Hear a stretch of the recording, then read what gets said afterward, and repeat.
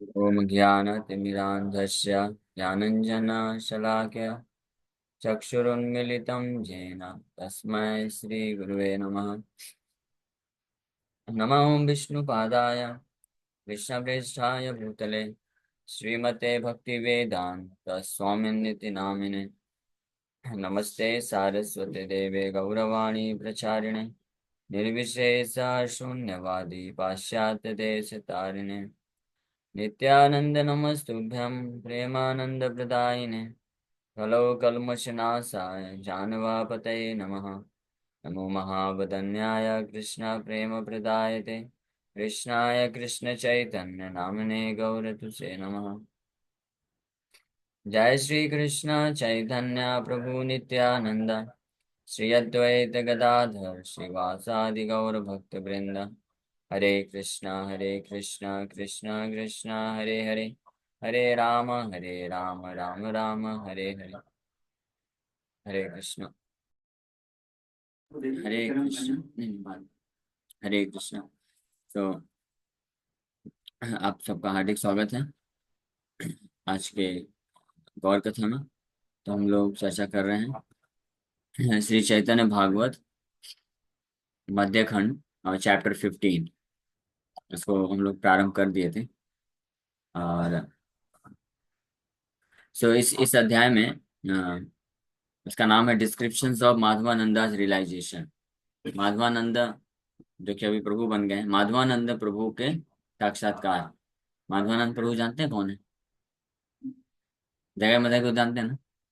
जगाई मधाई नाम सुना है? अरे उनका कितना हमने चर्चा किया। बहुत पापी लोग थे जो जगाई मधाई। और मधाई ने नित्यानंद प्रभु को मार दिया था, फिर भी नित्यानंद प्रभु उसका उद्धार किए थे। पिछले अध्याय में चर्चा किया। तो वो मधाई का ही नाम है माधवानंद। मधाई जो है पहले ब्राह्मण थे वो लोग, तो माधवानंद नाम था। फिर बाद में गलत संगति में आकर के जब गलत कर्म करने लग गए तो बोले यार ये ब्राह्मण का नाम जो है बदनाम नहीं करना चाहिए, नाम चेंज कर दिया था उन्होंने। मदाई रख दिया था। हाँ। लेकिन जब वापस से चैतन्य महाप्रभु की कृपा हुई तो वापस से अपना सही नाम रख लिए।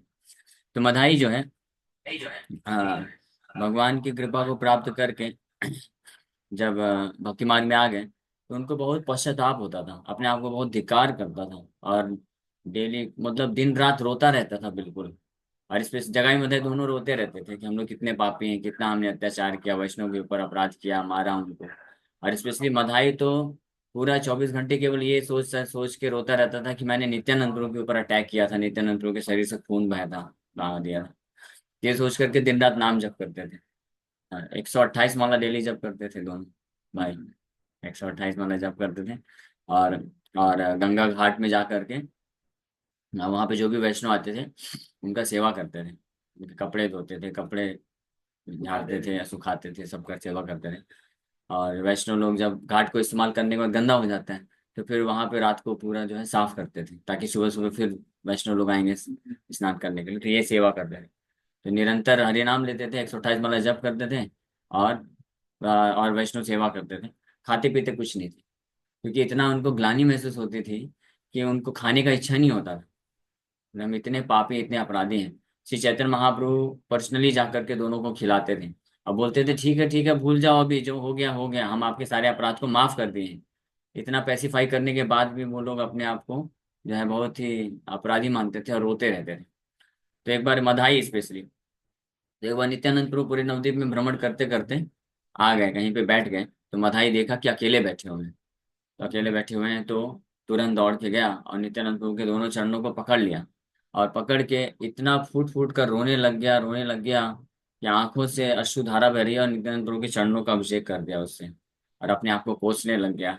और दांत में तृण रख के नित्यानंद प्रभु का गुणगान करना चालू कर दिया। तृण रखना मतलब जानते हैं ना? तृण रखना मतलब ये सिग्निफाई करता है अपने आप को बहुत नीच समझना, तुच्छ। जैसे तृण कौन रखता है? कोई गधा होता है, जानवर होता है, वो तिनका खाता है। बोल रहा है मैं आपके सामने जानवर हूँ, मैं आपके बहुत नीच अपने आप को मानूं। तो इस प्रकार से बहुत सुंदर गुणगान करता है मदाई।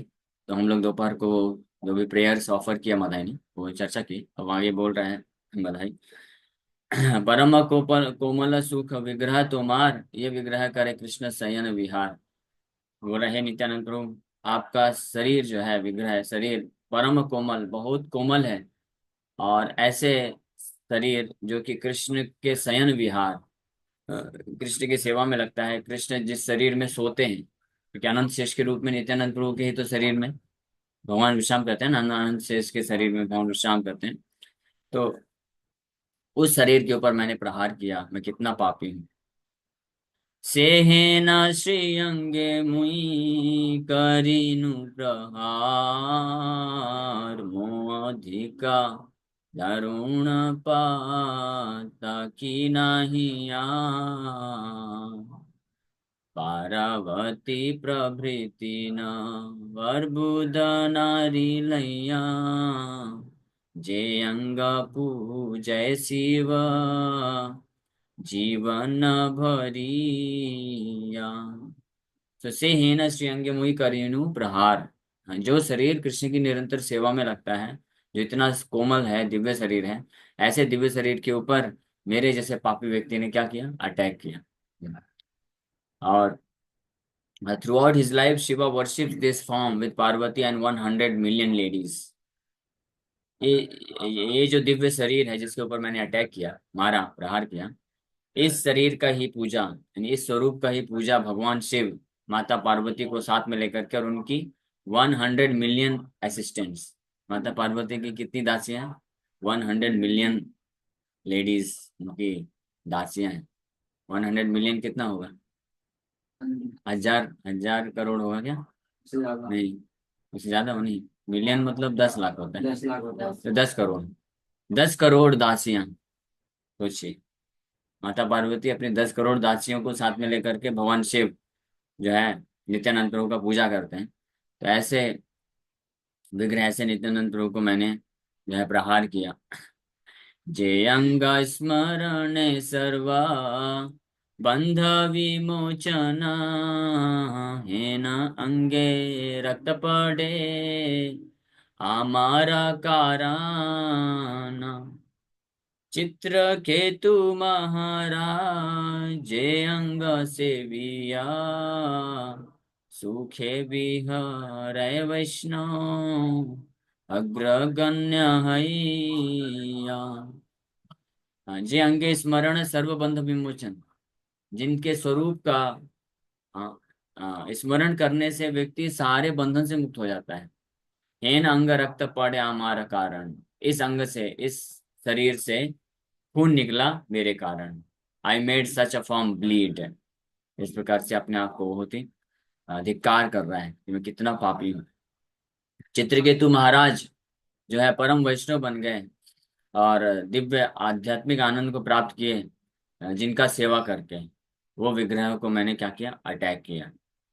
अनंत ब्रह्मांड करे जय अंगा स्मरण, हे न अंगा मुई पापी करीनु लंघना।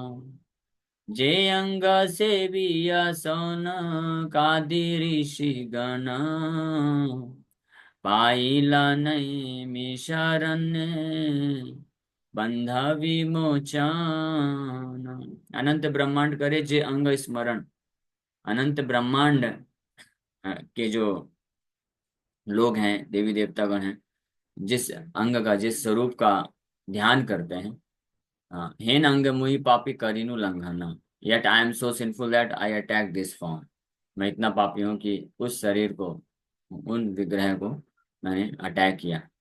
By serving this form, sages headed by Shanaka became free from bondage at Naimisharan।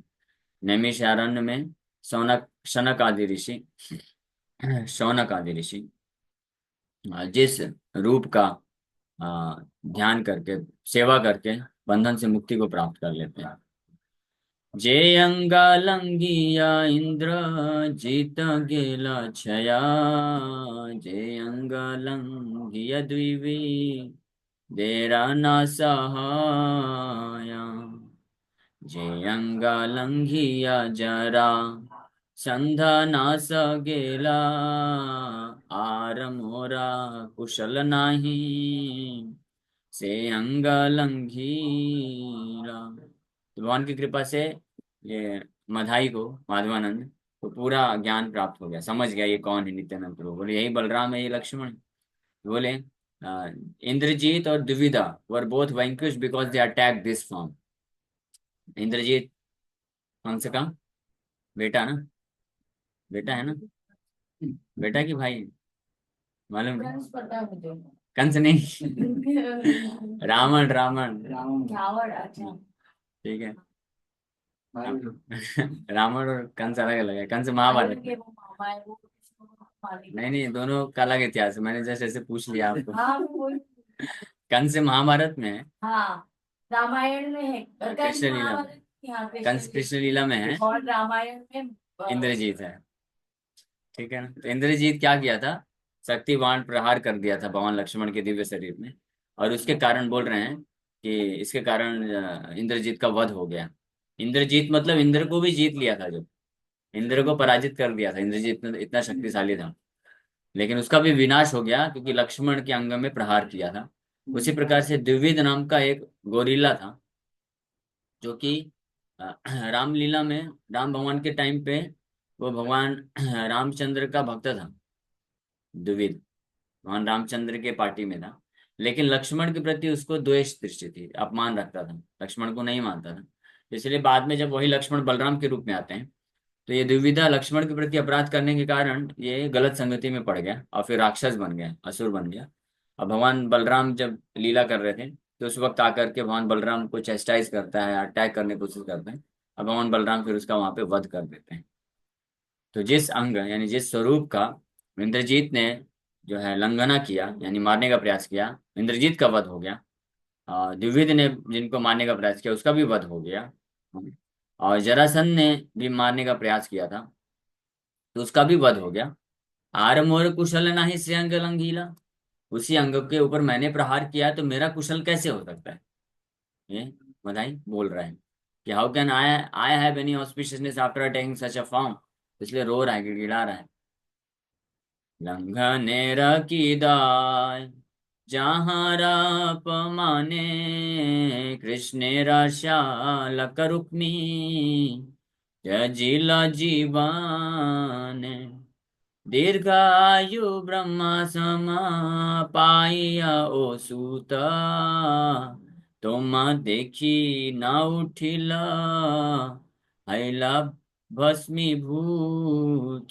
तो बोल रहे हैं कि आपके शरीर में प्रहार करना तो दूर की बात है, लंघन एयर की दाय, what to speak of attacking this form, simply by insulting it. आपका अपमान करने वाला रुक्मी, कौन? कृष्ण का साला रुक्मी, रुक्मणी माता का भाई, आपके आपको बस अपमान किया था, तो उसका क्या हो गया? He lost his life. भगवान बलराम उसको एक मुक्का मारे और वहीं पे मर गया वो रुक्मी। भगवान बलराम के साथ चेस खेल रहा था, तो भगवान बलराम जब जीत गए, तो बोला नहीं नहीं नहीं, जीते नहीं हो आप, चीटिंग कर रहे हो। तो देवतागण भी लोग आके आकाशवाणी में बोल दिए कि नहीं नहीं नहीं, भगवान बलराम जो है, बलराम सही है, वो जीत गए। लेकिन फिर भी नहीं माना, और जो है अपमान करना चालू कर दिया। भगवान बलराम को इतना गुस्सा आया, सीधे एक प्रहार किए, वहीं पे ऑन द स्पॉट फिनिश हो गया। तो अपमान करने मात्र से ही जिसका वध हो गया। और दूसरा एग्जाम्पल दे रहे हैं कि नैमिषारण्य में जब कथा चल रही थी, तो पहले रोमहर्षण सूत, सूत गोस्वामी के पिता रोमहर्षण सूत बैठ के भागवत कथा करने वाले थे, तो उनको बहुत दीर्घायु प्रदान किया था सभी ऋषि मुनियों ने, ताकि लंबे समय तक ये भागवत सुनाए। तो जब भगवान बलराम वहां पे प्रवेश किए थे, तो रोमहर्षण सूता उनको सम्मान नहीं दिया था, बस उठा नहीं था व्यासासन। तो ये अपमान करने के कारण भगवान बलराम उसको एक तिनके से हूं करके फिनिश कर दिए, मर गया वो। तो बोल रहे हैं कि जो तोमा देखी ना उठिला हाइला भस्मीभूता, आपको देख करके उठा नहीं वो, बस वो भस्मीभूत हो गया। He was burn to ashes. चारा अपमान करी राजा दुर्योधना, सवम से ते प्राण गेला नहीं ल रक्षान। दैव जोगे छिला तथा महाभक्त गणा तार सबा जानी लेना तुम्हारा कारण। कुंती भीष्म युधिष्ठिरा विदुर अर्जुन सबा वाक्य पूरा पाई लेना पूना। दुर्योधन और उसके पूरे वंश क्या हो गए, आपका अपमान करने के कारण नष्ट हो गए। भगवान बलराम का अपमान किए और फिर महाभारत के युद्ध में सबके सब ध्वस्त हो गए। और by the arrangement of providence, great devotees like Kunti, Bhishma, Yudhishthir, Vidur, and Arjun, who all understood your desire, were present there. The city of Hastinapur was saved by their words of solace. हाँ अच्छा, वो एक लीला हुई थी ना, दुर्योधन आया था जब भगवान बलराम आए थे हस्तिनापुर के गेट पे कुछ प्रपोजल लेकर के, क्योंकि कृष्ण के एक पुत्र हुए सांबा। हाँ सांबा। तो सांबा जो है जब हस्तिनापुर गए थे तो दुर्योधन की पुत्री लक्ष्मणा, लक्ष्मणा से विवाह करना चाहते थे, तो उसको जबरदस्ती किडनैप करके ले गए। किडनैप करके जब ले जा रहे थे तो इन लोगों ने अटैक कर दिया, दुर्योधन, भीष्म और अन्य सारे हस्तिनापुर के लोगों ने। तो सब महारथी बेचारे अकेले सांबा के साथ युद्ध किए, जो कि युद्ध नीति के खिलाफ है। तो इस प्रकार से गलत तरीके से उसके साथ युद्ध करके उसको वापस से किडनैप करके ले गए थे। जब ये न्यूज़ पहुंची यदुओं के पास, यादवों के पास, तो वो लोग क्रोधित हुए कि ये गलत है। हाँ, आपको 1-to-1 युद्ध करना चाहिए ना। आपको छोटा सा बालक लड़का है, आप उसको अकेले इस प्रकार से पकड़ के ले गए, तो आपको रिलीज करना पड़ेगा उसको और उसकी पत्नी के साथ, लक्ष्मणा के साथ। तो वो लोग जो है आए और मना कर दिए। भगवान बलराम और मना ही बस नहीं किए, दुर्योधन जो है बहुत अपमानित किया था, कृष्ण को भी अपमानित किया, बलराम जी को भी अपमानित किया। बोला हम पूरे पृथ्वी के वास्तविक चक्रवर्ती सम्राट हम लोग हैं, हमारे टुकड़े पे आप जी रहे हैं, हमने आपको राजा बना के दिया है द्वारका का, और आप हमारे ऊपर ही चढ़ाई कर रहे हैं। इस प्रकार से बहुत अपमानजनक शब्द बोल दिया कृष्ण के ऊपर स्पेशली। तो भगवान बलराम क्रोधित होकर के अपना हल निकाले और पूरा हस्तिनापुर खींच करके गंगा में जो है डुबोने वाले थे। अर्थक्वेक आने लग गया।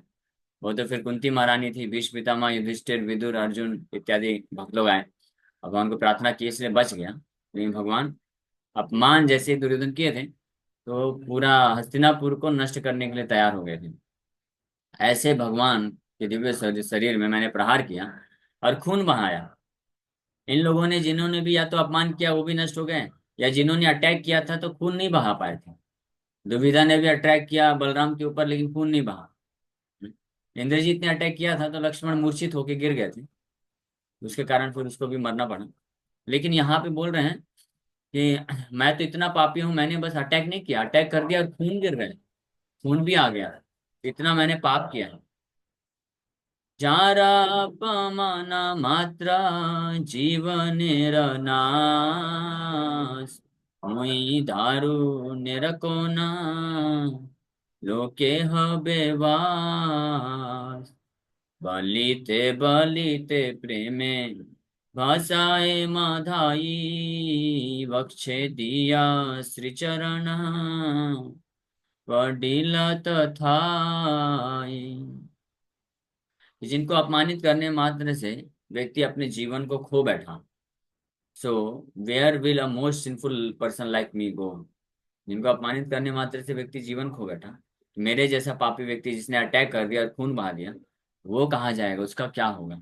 ये बोलते बोलते बड़े प्रेम में आकर के Madhai he floated in an ocean of love, प्रेम के सागर में डूबने लग गया और इमीडिएटली नित्यानंद प्रभु के चरणों में गिर गया और उनके चरण कमलों को अपने छाती से लगा करके जोर जोर से फुट फुट कर रोने लग गया। जे चरण धरि लेना जाई कभु नास पति तेरा त्राण लागी जहाँ प्रकाश। शरणागत तेरे बाप करा परित्राण माधाइर तुम से जीवन धन प्राण। बोल रहे हैं इसको इसको इसमें लगाई ना।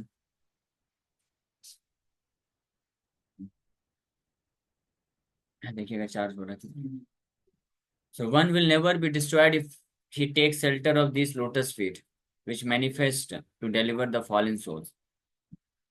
ये चरण धरिले न जाए कबू नाश। इनके चरण कमलों का अगर कोई आश्रय ले लें तो इसका कभी विनाश नहीं होगा। पति तेरा त्राण लागी जहाँ प्रकाश, पतितों का उद्धार करने के लिए जो प्रकाशित हुए। शरणागते ते पाप कर परित्राण, मधाइर तुम्ही से जीवन धन प्राण। Oh my dear Lord, please deliver this surrendered soul. मैं आपकी शरणागति लेता हूँ, हे भगवान, कृपा करके इसका उद्धार करिए।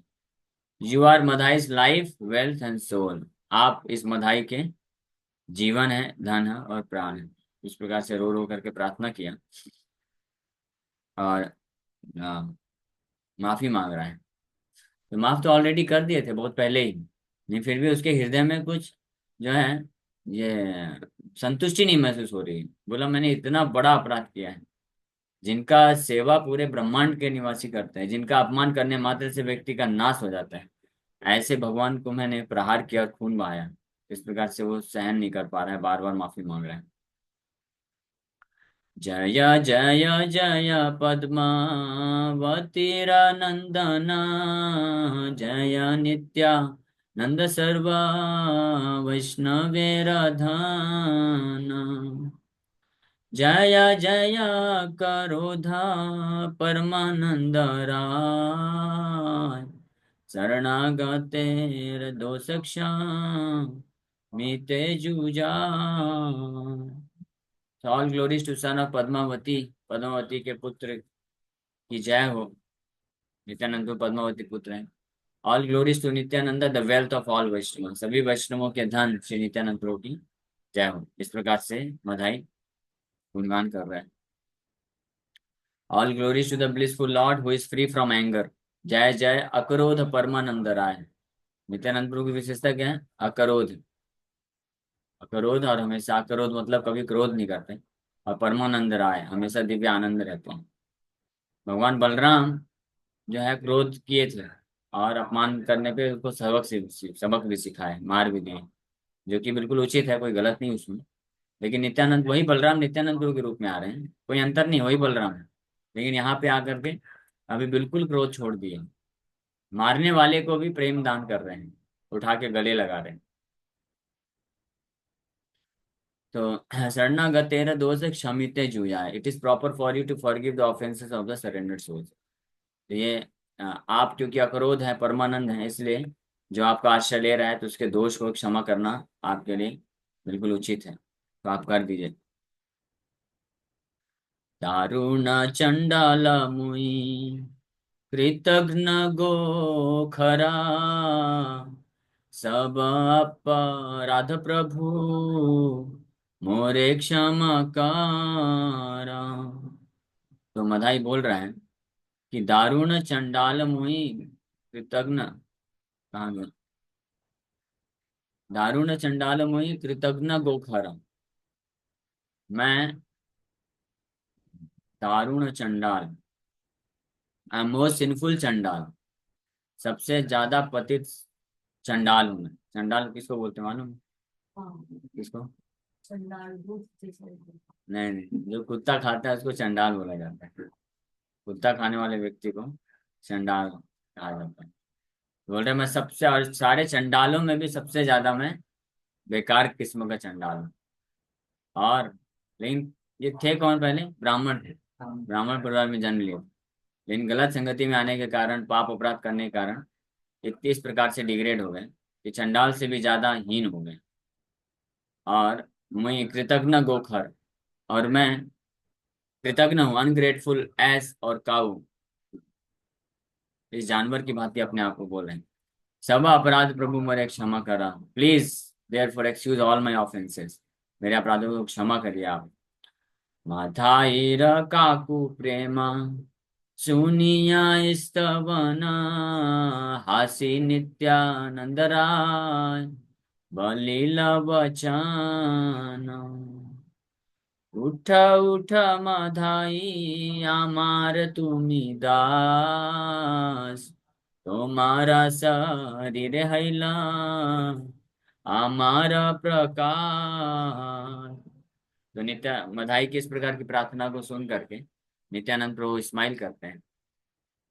क्यों स्माइल करते हैं? क्योंकि बहुत सिंसियरली हृदय से वो प्रार्थना इस प्रकार से कर रहा है।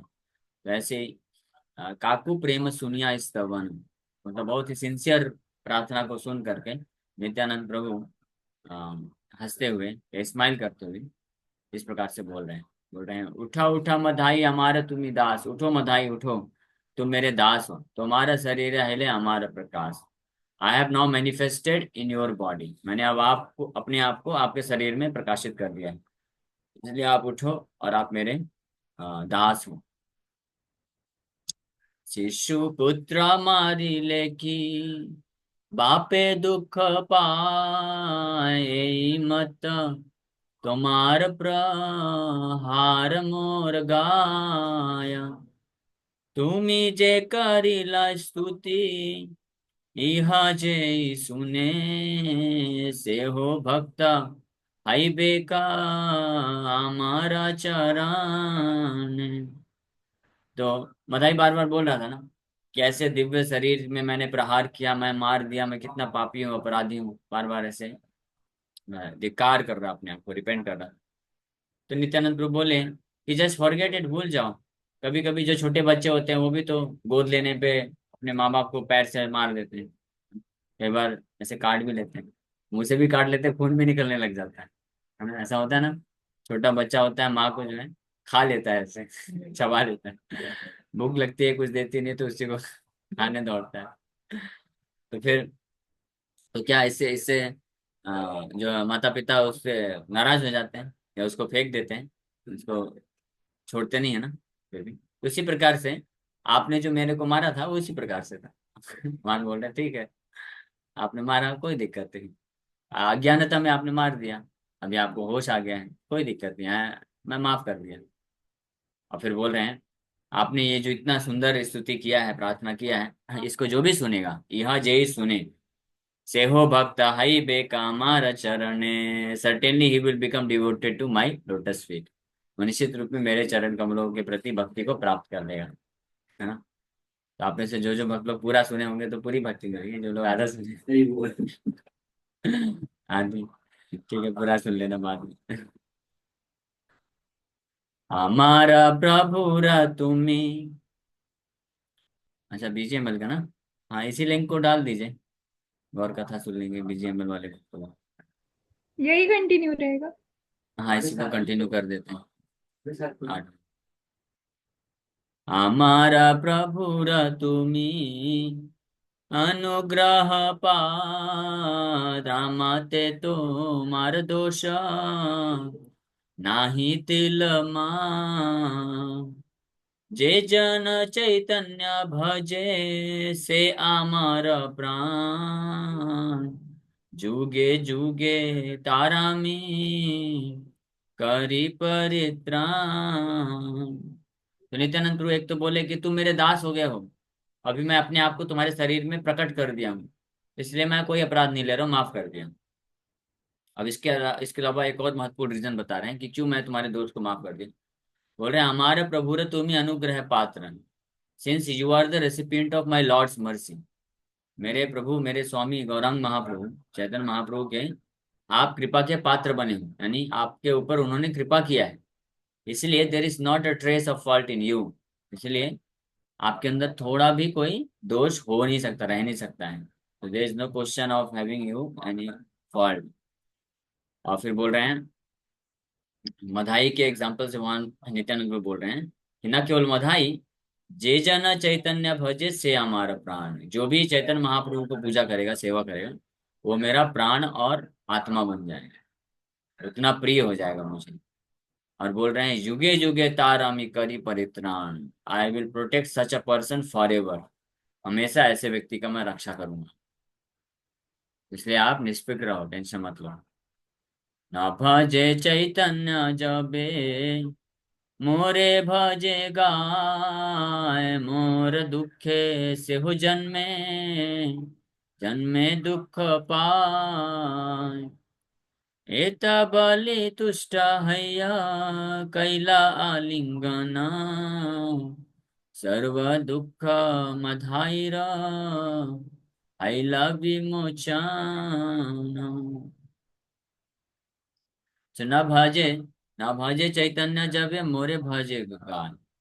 अगर श्री चैतन्य महाप्रभु का सेवा कोई नहीं करता, उनको नहीं मानता है, लेकिन मेरा खूब गुणगान करता है, मेरा खूब पूजा करता है, तो ऐसा व्यक्ति जन्म जन्म जो है क्या करेगा, दुख पाएगा।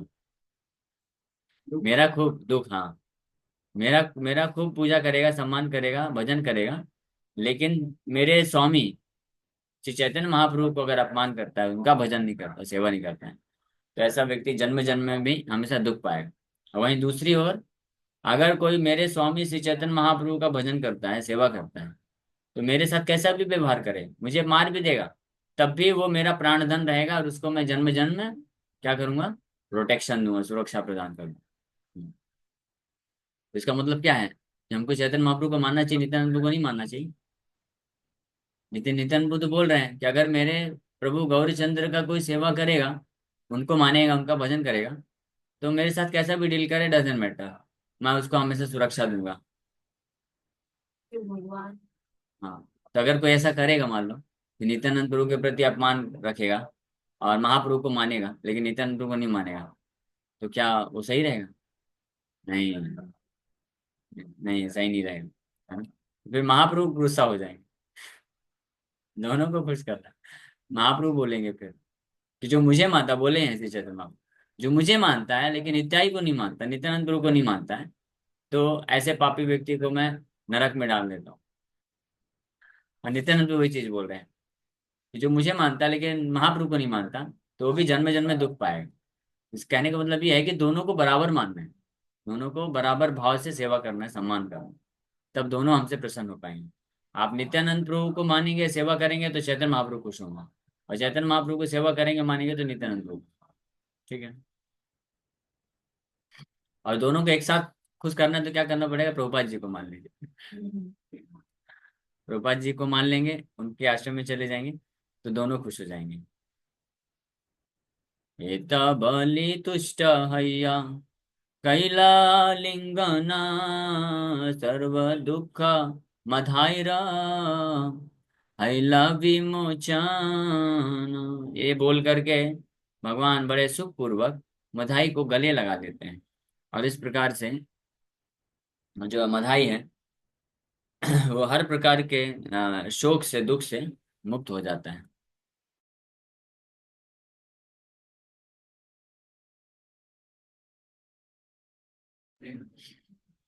तो आलिंगन कर लिए मधाई को, और वो हर प्रकार के शोक से मुक्त हो गया। पुनः बले मधाई धरिया श्री चरण, आर एक प्रभु मोरा आछे निवेदन। सर्व जीव हृदय सह प्रभु तुमी, येन बहु जीव हिंसा करियाछि आमी। तो नित्यानंद प्रभु से तो माफी मांग लिए, वो माफ कर दिए, आलिंगन कर लिए। अब मधाई वापस से भगवान को बोल रहा है कि हाँ, oh lord, I have one more appeal, मेरा एक और निवेदन है आपसे। हाँ बोलो, क्या निवेदन है? अब तो आप मेरे दास, मेरे भक्त हो, मैं बहुत बहुत प्रिय बन गए हो आप मेरे, आप जो मांगोगे, जो बोलोगे, मैं कर दूंगा, बोलो। मधाई बोल रहा है कि सर्व जीव हृदय वसहा प्रभु तुम्ही। हे प्रभु, आप हर जीवात्मा के हृदय में वास करते हैं, परमात्मा के रूप में। ईश्वरः सर्वभूतानां हृदय से अर्जुन तिष्ठते, भगवान बताते हैं कि ईश्वर के रूप में, परमात्मा के रूप में भगवान सब जीवात्मा के हृदय में निवास करते हैं। हीन बहु जीव हिंसा करी आछियामी, ऐसे मैंने अनेकों जीवात्माओं के ऊपर क्या किया है, हिंसा किया है। कई लोगों को मैंने कष्ट पहुंचाया है, न केवल वैष्णवों को, वैष्णवों को कष्ट पहुंचाया, लेकिन जो साधारण जीव जंतु हैं उनको भी मैंने खूब कष्ट पहुंचाया है। शराब के नशे में कोई भी सामने आता था ना, तो सीधे बिना कुछ देखे थप्पड़ लगाते थे, और न केवल थप्पड़ लगाते थे, इतना पिटाई करते थे, उसका सब कुछ लूट के ले जाते थे। ऐसे थे ये लोग। इसलिए जिस रास्ते में चलते थे ना, तो दूर दूर 200-300-300 मीटर लोग देख करके साइड हो जाते थे, रास्ता बदल लेते थे। क्योंकि ये किसी को भी सामने से देख लेंगे बिना कारण, दोनों पकड़ पकड़ के उसको मारते थे और पूरा लूट लेते थे। तो इस प्रकार से बोल रहे हैं कि हमने कई जीवों के ऊपर हिंसा किया है। कारवा करिलु हिंसा, ताहा नाही चीनी, चीनी लेवा अपराध, मांगिए आपनी, जसा बारिश थाने करी लाम अपराध, कौन रूपे तारा मोरे करीबे प्रसाद। बोल रहे हैं कि हमने ऐसे अनेकों जीवात्माओं के ऊपर हिंसा किया, पिटाई किया, मारा। हमको भी पता नहीं है किनको किनको हमने मारा है। I do not know every one that I have hurt. If I knew them I could beg their forgiveness. अगर मुझे पता होगा किसके किसको मैंने मारा है तो जाके उनके चरणों को पकड़ के माफी मांग लूंगा। ये मुझे पता नहीं है मैंने कितने लोगों को मारा है। सो ये अभी उनको चिंता हो रही है कि how will I get the blessings of all those whom I have offended. मैं उन सब लोगों की कृपा कैसे प्राप्त करूं, अपराध से कैसे मुक्त होऊंगा। ये अब मदाई को टेंशन हो रहा है। मदाई ऐसे नहीं सोच रहा है अब तो भगवान मुझे स्वीकार कर लिए हैं, अब क्या फर्क पड़ता है, भाड़ में जा भटके लोग। हाँ, भगवान रेडी है ना। भगवान जब रेडी हैं, आलिंगन कर लिए, बोले तुम मेरे दास हो, मैं तुम्हारे शरीर में प्रकट हो रहा हूँ, तो मथाई ये नहीं सोचा कि ठीक है, अब जब भगवान संतुष्ट हो गए हैं तो बाकी सब तो जीवात्मा उनके अंश हैं, दास हैं। तो ठीक है, किया गलती में कर दिया ठीक है, अब नहीं करूंगा। बस इतना भी नहीं, वो सोच रहा मथाई कि मैंने अन्य कई लोगों के प्रति अपराध किया है, और मुझे तो याद भी नहीं किसको किसको मारा। नशे में आकर के सब पिटाई कर देते थे, कहाँ याद रहेगा किसको किसको मारा। बोले अभी क्या करूं मैं, कैसे उनसे क्षमा कैसे प्राप्त करूंगा मैं, ये पूछ रहे हैं नित्यानंद प्रभु। तो नित्यानंद प्रभु बोल रहे हैं, अब नित्यानंद प्रभु बहुत अच्छा सोल्यूशन दे रहे हैं कि कैसे आप सब जीवात्मा, जिन जिन लोगों को आपने पिटाई किया, मारा, हिंसा किया है, उन सब के अपराध से कैसे आप मुक्त हो सकते हैं, इसके बारे में नित्यानंद प्रभु बता रहे हैं। प्रभु भले सुन कही तुम्हारे उपाय, गंगा घाट तुम सज्जा करह सदा, सूखे लोक जखन करिबे गंगा स्नान, तखन तो मारे सबे करिबे कल्याण। बोल रहे हैं कि हे मधाई सुनो, मैं तुमको तरीका बताता हूँ। गंगा के तट पे एक स्नान करने का बहुत सुंदर घाट बनाओ। घाट जानते हैं? घाट मतलब स्थान बनाना है ताकि लोग अच्छे से बैठ के स्नान कर सके, पत्थर वगैरह लगा देना ताकि आसानी से पानी निकाल सके। तो घाट बनाओ, और ऐसा जब आप नहाने का घाट बनाओगे तो उसमें फिर अनेकों लोग आएंगे और वहां पे गंगा स्नान करेंगे। और वो लोग जब जानेंगे कि मधाई ने बनाया है, तो अपने आप ही वो प्रसन्न होकर के क्या कर देंगे, आपके ऊपर कृपा कर देंगे, आशीर्वाद दे देंगे, बहुत अच्छा सेवा किया। तो वैष्णव की अगर कृपा प्राप्त करना, आशीर्वाद प्राप्त करना है तो ये तरीका है, कुछ ऐसा कर देना चाहिए, हाँ, कि जिससे उनको सुविधा हो जाए। और वो सुविधा जब वो प्राप्त करते हैं, यानी उनको सुख मिलता है, आसान हो जाता है, तो फिर वो ऑटोमेटिकली ब्लेस करते हैं, आशीर्वाद देते हैं। तो ये उपाय नित्यानंद प्रभु मदाई को बता दिए कि जाओ घाट तैयार कर लो। घाट बन जाएगा तो वैसे ही सब लोग आएंगे, धीरे धीरे स्नान करेंगे, तो आपको आशीर्वाद देंगे कि बहुत सुंदर घाट बनाया है, बहुत अच्छा। कौन बनाया ये? लोग बताएंगे मधाई, मधाई बनाया है। अच्छा मधाई बनाया है, बहुत अच्छा वैष्णव बन गया है। हाँ, तो सब भूल जाएंगे, क्योंकि मधाई को तो नहीं मालूम किसको किसको मारा है, लेकिन जो जो मार खाए उनको तो मालूम है ना, उनको तो याद है। और वो क्योंकि वैष्णव है, इसलिए वैष्णव प्राय, वैष्णव का स्वभाव क्या होता है कि अगर मान लीजिए आपने किसी वैष्णव को कुछ बोला, हर्ट कर दिया, है ना, कई बार ऐसा होता है ना, हम लोग कैजुअल हो जाते हैं। बहुत कैजुअल होकर के, कैजुअल मतलब समझते हैं ना, कि मतलब ढीले हो जाते हैं। ऐसे ही मजाक मजाक में हम कुछ भी बोल देते हैं, अपमानित कर देते हैं। तो किसी वैष्णव को अगर हर्ट हो जाता है, दुख हो जाता है, तो वो वैष्णव का असली लक्षण क्या है पता है? कि वो कभी बताएगा नहीं कि आपने बोला मुझे दुख हुआ। वो माफ कर देगा, बोले ठीक है हो गया, छोड़ दो जो भी है।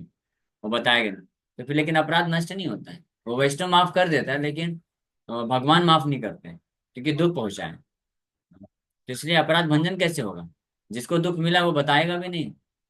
और हमने तो ऐसे तीर छोड़ दिए, आग मूंद करके हर जगह चालू कर दिया AK-47, है ना। इसलिए बहुत सावधान होना चाहिए। AK-47 समझते हैं ना, ये जीवा से। जीवा बहुत खतरनाक है।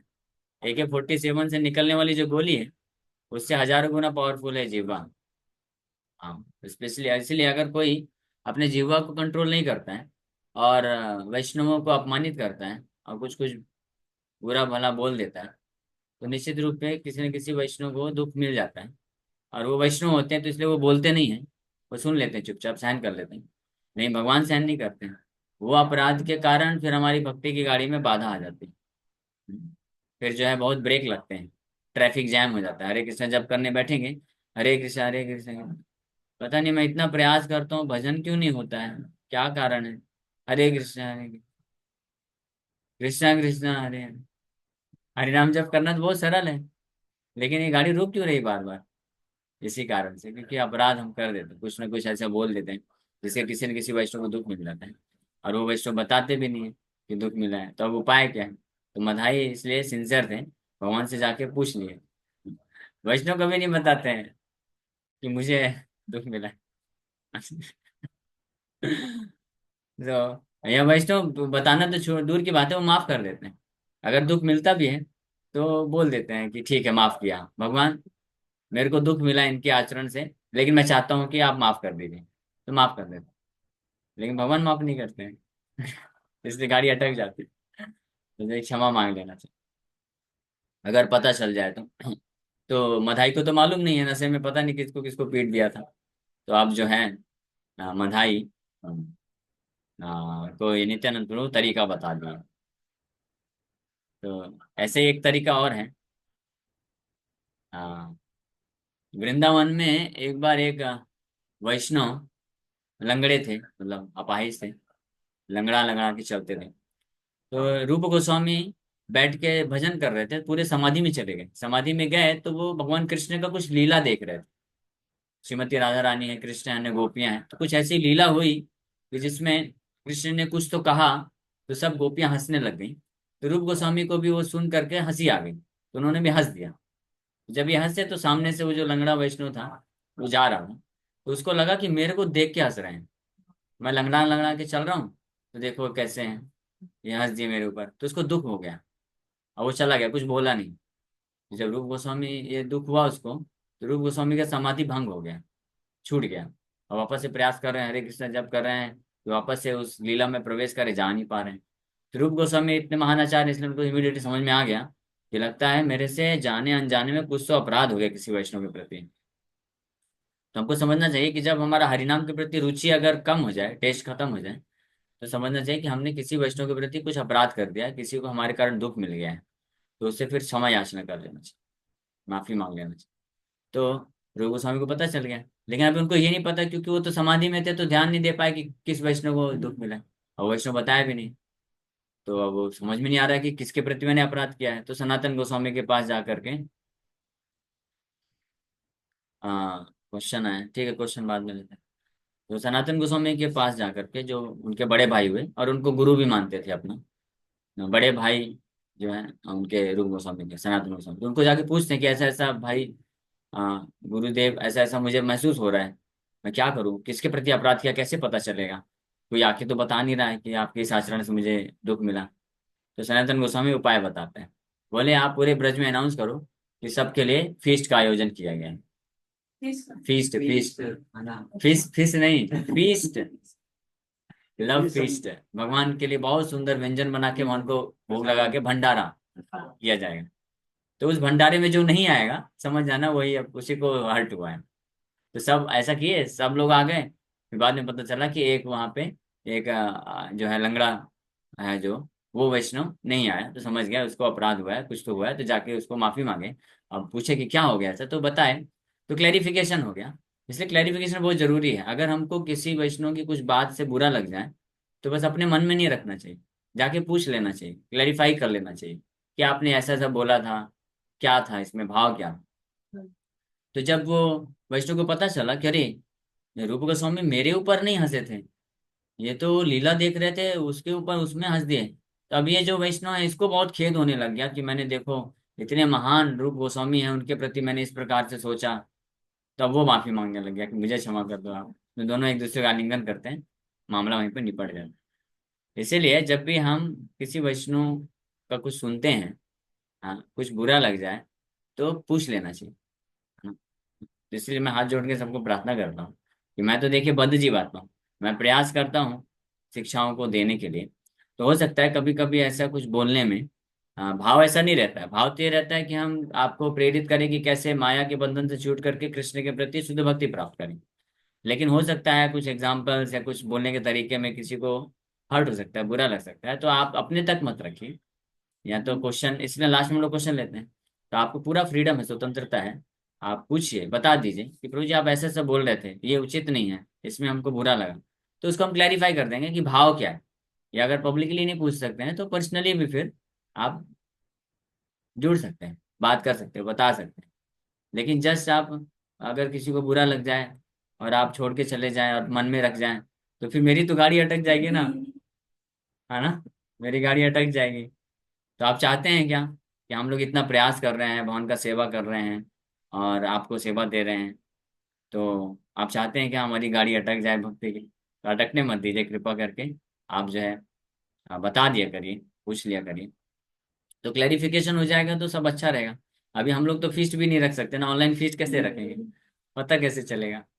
हाँ, तो इसलिए ये ध्यान रखें, सभी से अनुरोध है कि आप लोग कभी बुरा मत मानिए। जो भी एग्जाम्पल्स दिए जाते हैं, जो भी चर्चा की जाती है, तो उसके पीछे भाव हमारा यही रहता है कि आपको जो शिक्षा है, फिलॉसफी है, उसको सही तरीके से समझने में मदद की जाए। लेकिन ये निश्चित रूप में हो सकता है, क्योंकि हमारा हृदय भी पूरी तरह शुद्ध नहीं है, बद्ध जीवात्मा है। तो हो सकता है कि कुछ जो है आपको बोलने के तरीके से या कुछ एग्जाम्पल से आपको पसंद ना आए, दुख लगे, तो आप पूछ लीजिए, उसको क्लैरिफाई कर लीजिए। तो जब हम क्लैरिफिकेशन दे देंगे कि मैंने इस भाव में इस चीज़ को बोला था। कई बार ऑनलाइन क्लासेस में ये भी होता है कि आप सुनते तो हैं, लेकिन कभी कभी काम धंधा कुछ काम भी करते रहते हैं, तो ध्यान भटक जाता है। तो मेन जो फिलॉसफी, क्या भाव होना चाहिए, किस लिए एग्जाम्पल दिया जा रहा है, वो छूट जाता है। और फिर अचानक से जब एग्जाम्पल आता है, हाँ, कोई लड़का लड़की का एग्जाम्पल आया, कोई ब्राह्मण का एग्जाम्पल आया, तो फिर आप अचानक से सुनते हैं, अरे ये क्या बोल रहे हैं, साधु होकर के लड़का लड़की बोल रहे हैं, ये क्या बात है। हाँ, तो दुख लग सकता है।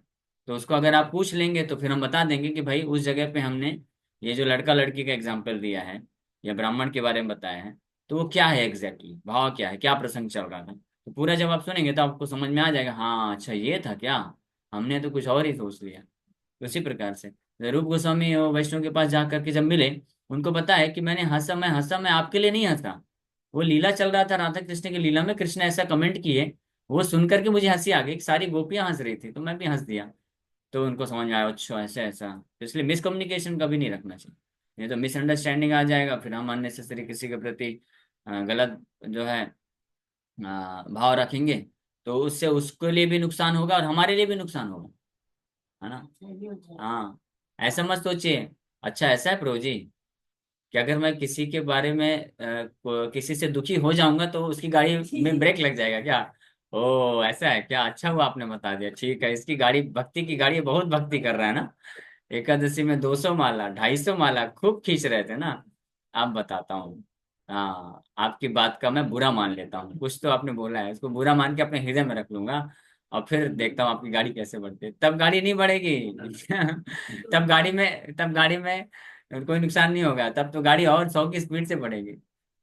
इसलिए टेस्ट है ये भी, हाँ, कि हम जो भी आचरण करते हैं तो उसका बहुत सिंपल से टेस्ट है। अगर वो पाप या अपराध नहीं है तो क्या प्रमाण है, हमारी भक्ति की गाड़ी में विघ्न नहीं आना चाहिए, है ना। और अगर हमने कुछ पाप या अपराध किया है तो भक्ति की गाड़ी में बहुत सारे ब्रेक आएंगे। इसीलिए पिछले लगभग 1.5 साल हो गए कथा करते हुए, तो not even a single time, एक बार भी हमने जो भी एग्जांपल्स लिए हैं उसके कारण हम हमारे खुद को ये पता चल जाएगा कि अगर ये गलत कॉन्शियसनेस है, दूषित चेतना है, तो पता चल जाएगा। एक बार भी ऐसा फील नहीं हुआ। लड़का लड़की के एग्जाम्पल ये देने में तो मन में विकार आ जाना चाहिए ना, मन या शरीर में विकार उत्पन्न होना चाहिए, लेकिन नहीं, ये क्लियर कट है। तो कैसे उसको अनवांटेड माने। लेकिन फिर भी सामने वाला कोई सुन करके उसको ऐसा फील होता है तो फिर क्लैरिफाई कर लेंगे।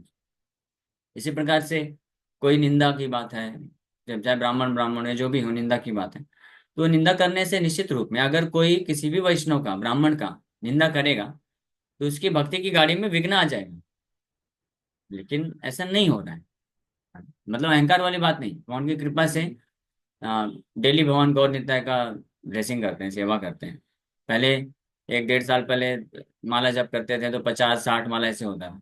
अभी इतनी सारी क्लासेस है, 9 क्लासेस भी हैं, फिर भी 80 90 माला जप कर पा रहे हैं। ऐसा कोई तो बस अहंकार वाली बात नहीं है, बट मैं पॉइंट बता रहा हूँ, क्लियर बता रहा हूँ कि हमको अन्य लोगों के प्रति कभी अपराध नहीं करना चाहिए, लेकिन हमको बहुत डरना भी नहीं चाहिए कि मेरे से अपराध हो गया, क्या अपराध हो गया। टेस्ट करने का बहुत सिंपल तरीका है, आप टेस्ट कर सकते हैं खुद के जीवन में कि मैंने अपराध किया कि नहीं किया।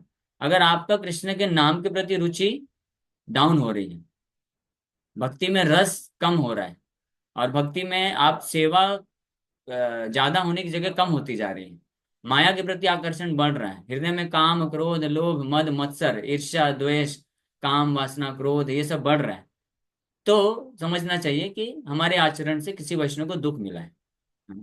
लेकिन अगर ये सब नहीं हो रहा है, इसका उल्टा हो रहा है कि आप जो है अनर्थ से मुक्त हो रहे हैं, आपका नाम भजन बढ़ रहा है, भगवान की सेवा बढ़ रही है, प्रचार बढ़ रहा है, यानी भगवान खुश हैं। क्यों खुश हैं? क्योंकि जो भक्तों को आप सेवा दे रहे हैं तो वो भक्त लोग को लाभ मिल रहा है, तो उनसे आशीर्वाद मिलता है।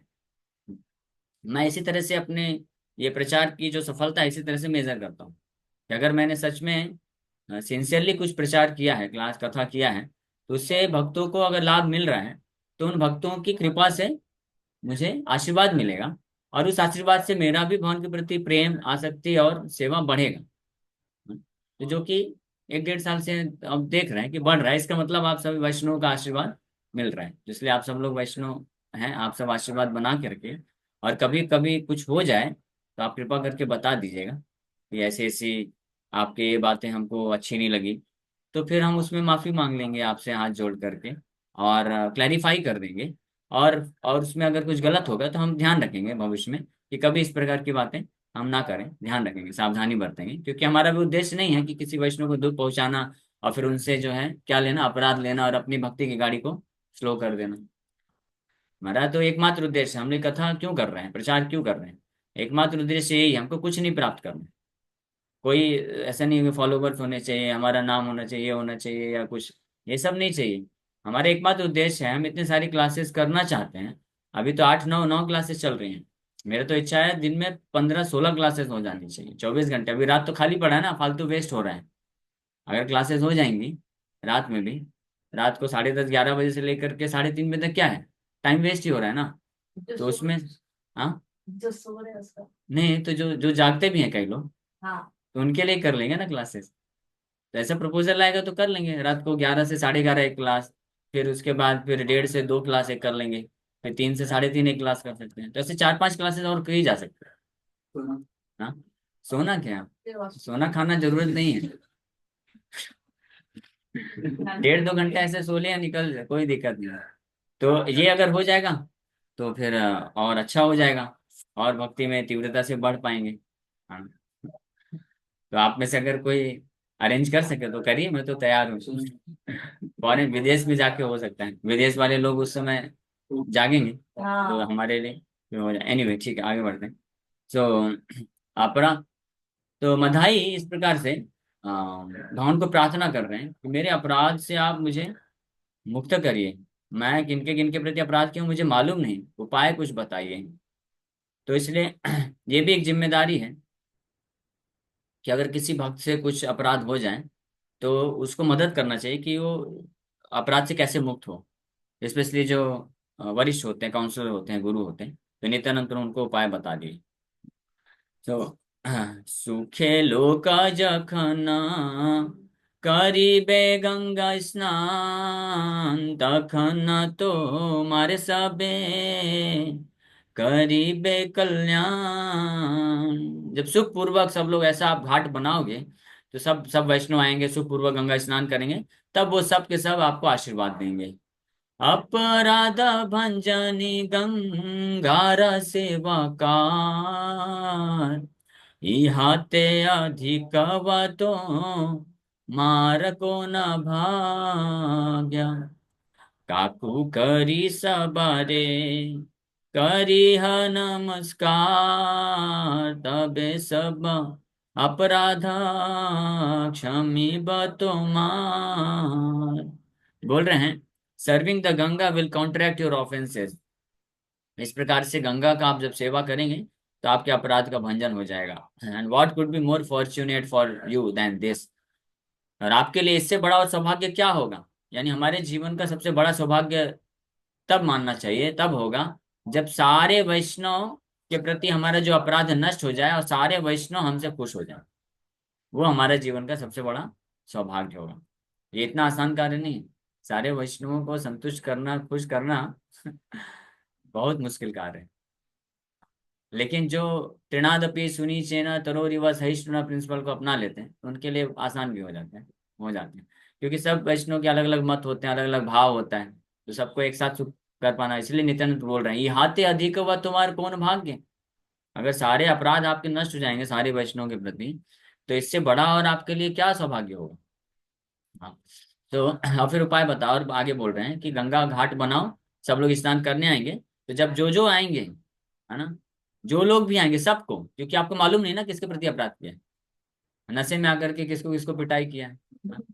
वैसे ही कई बार होता है, मेरे जैसे जो बद्ध जीवात्मा होते हैं, कभी कभी ये जो अहंकार का नशा होता है, हाँ, कि मैं श्रेष्ठ हूँ, मैं इतना महान हूँ, तो इस अहंकार के नशे में आके हम कुछ भी बोल जाते हैं और कुछ वैष्णवों को फिर दुख मिल जाता है, पता भी नहीं रहता है। इसलिए नशे में आके जब हम कुछ बोलते हैं, नशा मतलब क्रोधवश, इसलिए क्रोध को नियंत्रण करना बहुत जरूरी है।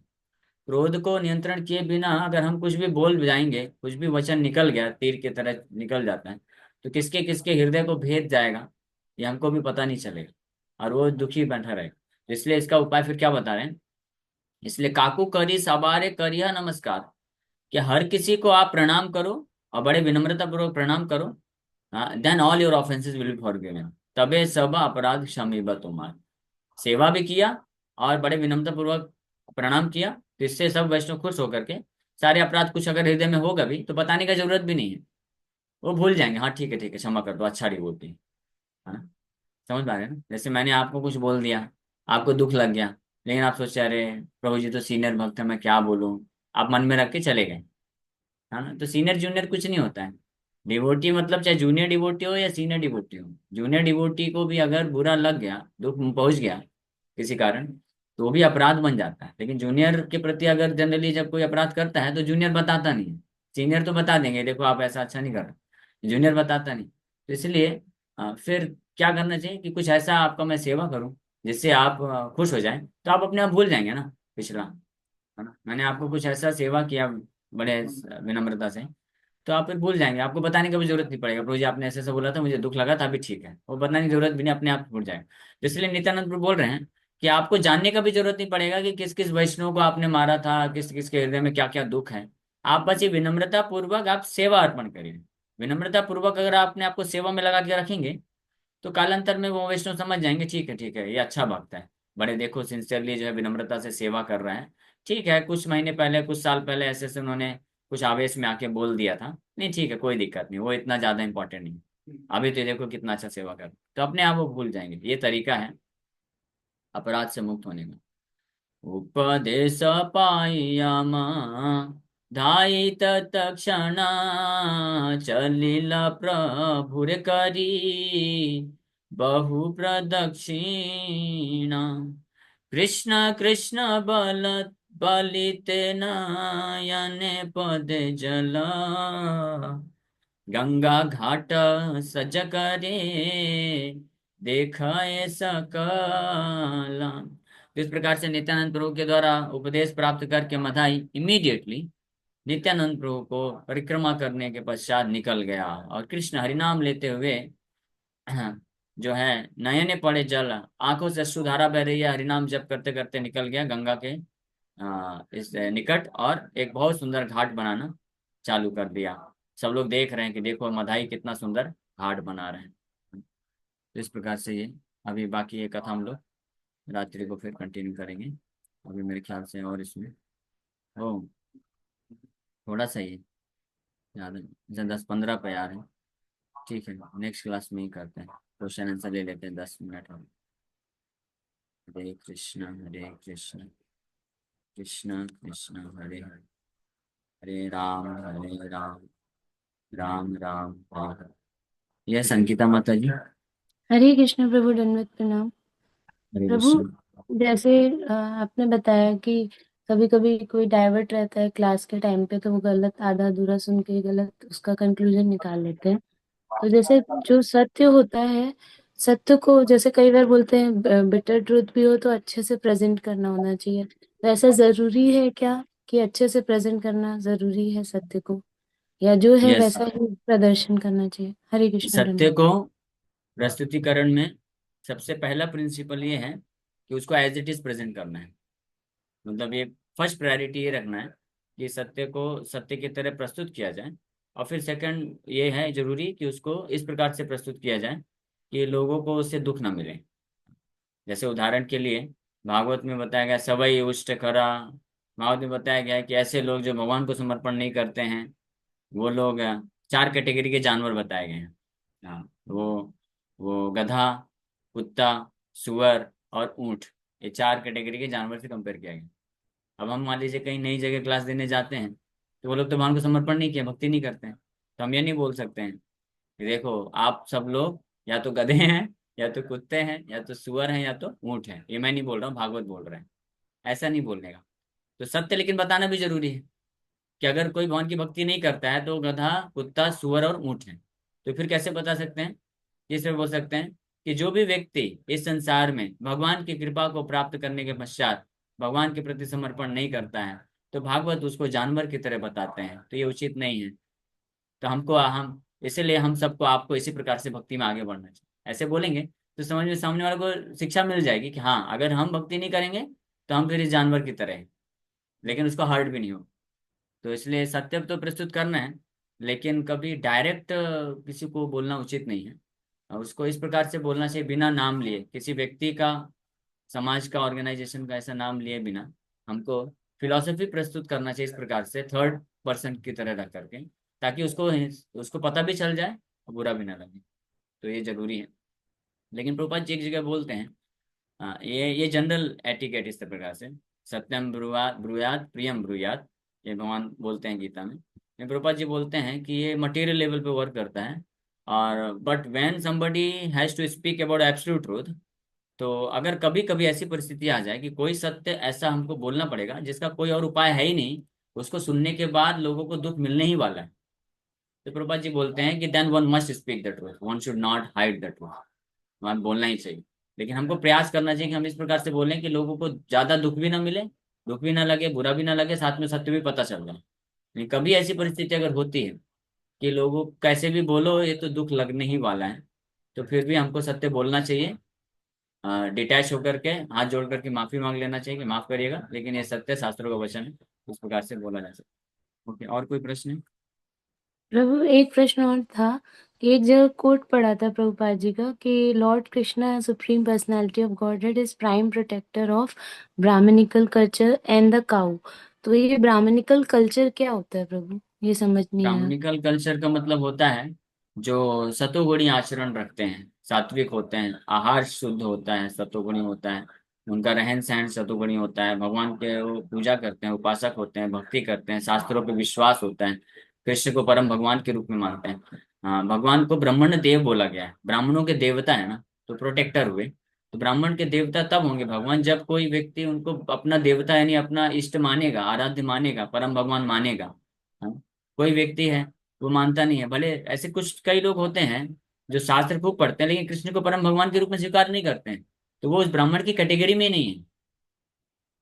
हाँ, तो ऐसे इस प्रकार के लोगों का शास्त्रों में भी निंदा किया गया है, जो वैष्णव अपराध करते हैं, जो है सात्विक तरह जीवन यापन नहीं करते हैं, पाप आचरण करते हैं, जैसे नॉनवेज खाते हैं, मांसाहार ये सब करते हैं, शराब पीते हैं और कृष्ण का पूजा नहीं करते हैं, तो ये फिर वो ब्राह्मण नहीं है।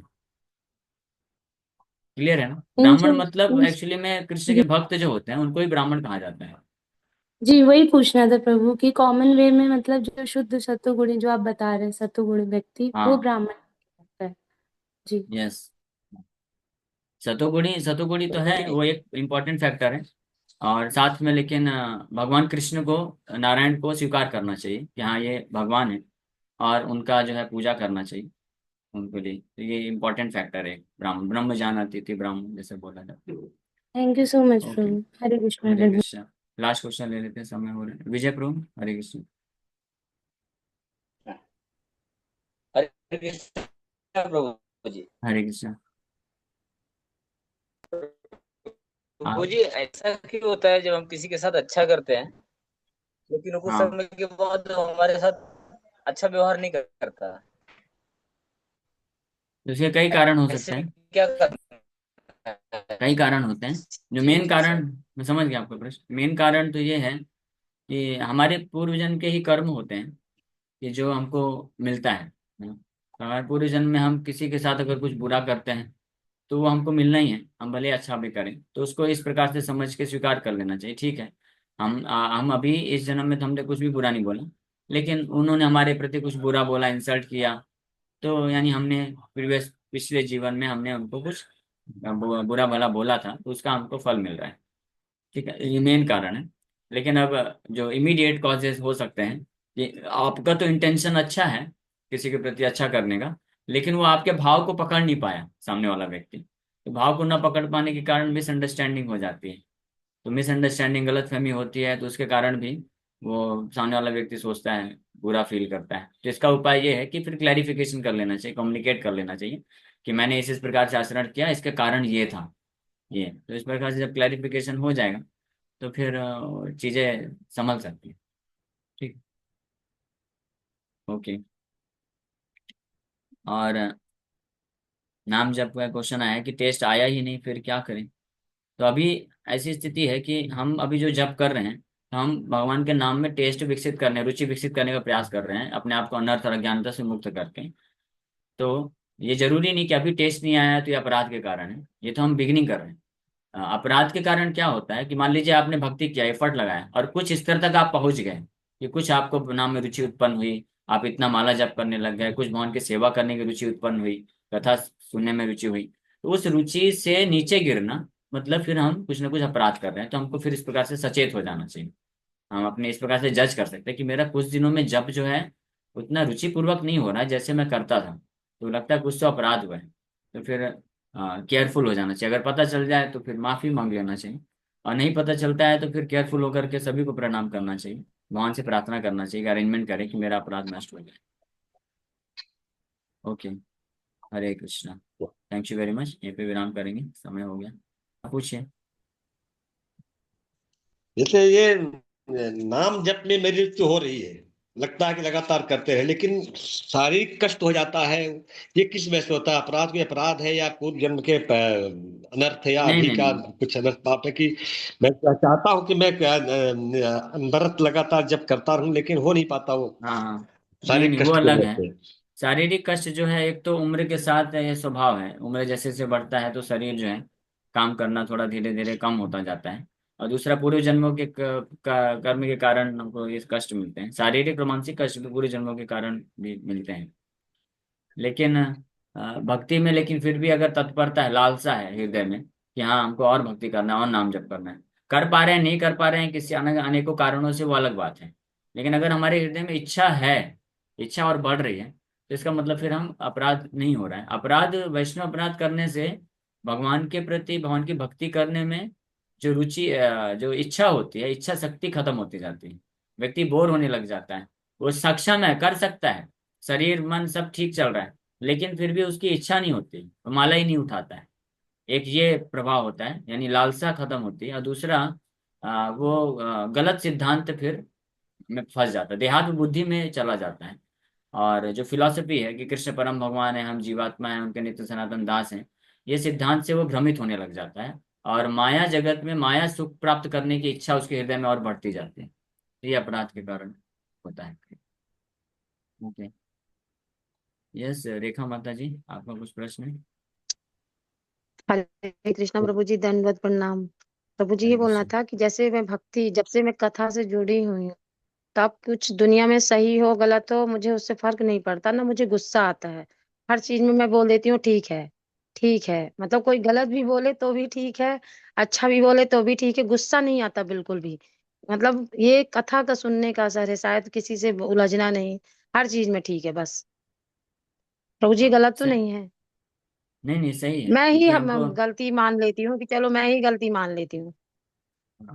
सही बात है। हमको मुख्य हमारा लक्ष्य है कि हमारे पास वैसे ही बहुत समय कम है, तो हमारा समय ज़्यादा से ज़्यादा हम भगवान के नाम में, जप में, श्रवण में, सेवा में लगा सकें।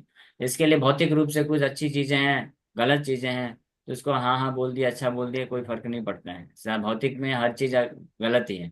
जब हर चीज़ गलत है तो वो होने ही वाली है, तो उनको ज़्यादा टेंशन नहीं लेना चाहिए। अगर जो हमको सुनने के लिए तैयार हैं, परिवर्तन लाने के लिए तैयार हैं, तो उनको, उनसे फिर हम बातचीत कर सकते हैं, शास्त्र की शिक्षा दे सकते हैं, प्रयास कर सकते हैं कि भाई ऐसा ऐसा करिए, वैसा ऐसा करिए। लेकिन ज्यादातर लोग इस संसार में जो है अपने पूर्व कर्मों के संस्कार के कारण इतने प्रभावित होते हैं कि वो जनरली वही करते हैं जो उनके 3 गुणों में जो है, प्रभाव में है, वो ऐसा करवाते हैं। तो बेस्ट है कि हम जो है भगवान के नाम का तीव्रता आश्रय लें और उनके लिए भी प्रार्थना करें और अपना भक्ति में आगे बढ़ें। बहुत ज्यादा जो है भौतिक संसार में भौतिक कार्यकलापों की गुत्थी को सुलझाने का प्रयास करना भी टाइम वेस्ट होता है। तो उससे बचना चाहिए भक्त को, और अपना समय ज्यादातर भगवान के भजन में लगाना चाहिए। भगवान के भजन, भगवान के नाम जप में जितना समय हम लगाएंगे, उससे वास्तव में हमारे भौतिक जीवन की भी जो गुत्थियां हैं वो सुलझती हैं। क्योंकि कर्म के प्रभाव के कारण भौतिक संसार, भौतिक जीवन में हमारा जो अलग अलग प्रकार की स्थिति होती है, हमको फल मिलता है, प्रारब्ध कर्म, अप्रारब्ध कर्म तो बाद में मिलता है, प्रारब्ध कर्म होता है। लेकिन भक्ति का नाम का आश्रय अगर कोई लेता है, शुद्ध नाम प्राप्त करता है, तो उसके ये प्रारब्ध कर्म भी भगवान नष्ट कर देते हैं, और उसके जीवन, भौतिक जीवन भी इस प्रकार से फिर हो जाता है, उसकी मानसिक दशा भी इस प्रकार से हो जाती है कि वो हर परिस्थिति में रह करके तीव्रता से भक्ति में आगे बढ़ता है। इसलिए मेन पॉइंट क्या है, हम सबको ये ध्यान रखना चाहिए कि कैसे, जो जिस प्रकार से व्यवहार करने में, जिस प्रकार से आचरण करने में हम कृष्ण को ज्यादा ज्यादा समय दे सके, नाम जब ध्यान से कर सके बिना डिस्टर्ब हुए, वो मार्ग को स्वीकार कर लेना चाहिए, वो बेस्ट। ठीक है। ओके। हरे कृष्ण।